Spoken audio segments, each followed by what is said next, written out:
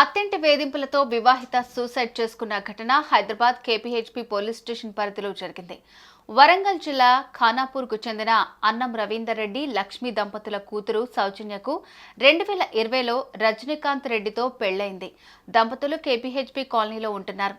వీళ్ళిద్దరికీ ప్రస్తుతం 3 సంవత్సరాల చిన్నబాబు ఉన్నాడు. పెళ్లైనప్పటి నుంచి సౌజన్యను భర్తతో పాటు అత్త మంజుల, మరిది శ్రీకాంత్ రెడ్డి శారీరకంగా, మానసికంగా వేధిస్తుండగా ఆమె పలుమార్లు పుట్టింట్లో చెప్పుకుని బాధపడింది. వేధింపులు పెరగడంతో మంగళవారం మధ్యాహ్నం ఇంట్లో ఉరేసుకుంది. తన ఆత్మహత్యకు భర్త, అత్త, మరిది కారణమని సూసైడ్ నోట్లో రాసింది. దాన్ని పోలీసులు స్వాధీనం చేసుకున్నారు.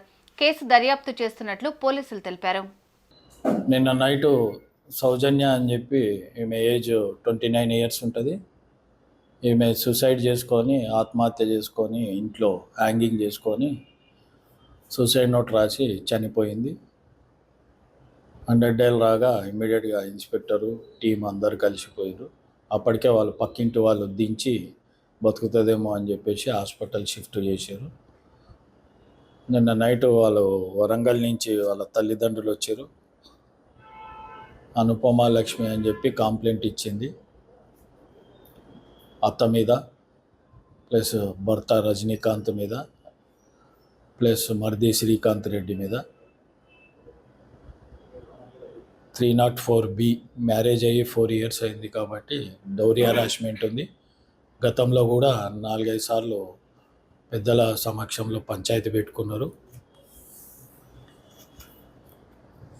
వాళ్ళు కాంప్రమైజ్ అయ్యి మళ్ళీ సంసారం చేస్తారు. ఈ సంసారం చేసే భాగంలో భర్త అత్త బాగా సతాయించడము, డౌరీ హరాస్మెంట్ చేయడము, కొట్టడము,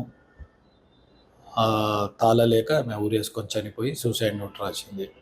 సూసైడ్ నోట్ సీజ్ చేసుకున్నాము. కేసు రిజిస్టర్ చేసి ఇన్వెస్టిగేషన్లో డెడ్ బాడీని గాంధీకి పంపించినాం. పోస్ట్మార్టం చేసి ఇన్వెస్టిగేషన్ చేస్తాం. సూసైడ్ నోట్లో అదే భర్త ప్లస్ అత్త కలిసి నన్ను సతాయించారు, కొట్టిరు, కట్నం తీసుకురమ్మన్నారు, నీచంగా చూసారు, నన్ను కుక్కలాగా చూసారు అని చెప్పి రాసింది. దానిపైన కేసు రిజిస్టర్ చేసుకొని ఎంఆర్ఓతోనే ఎంక్వైరీ చేపిస్తున్నాం. తగిన చర్యలు తీసుకుంటాం.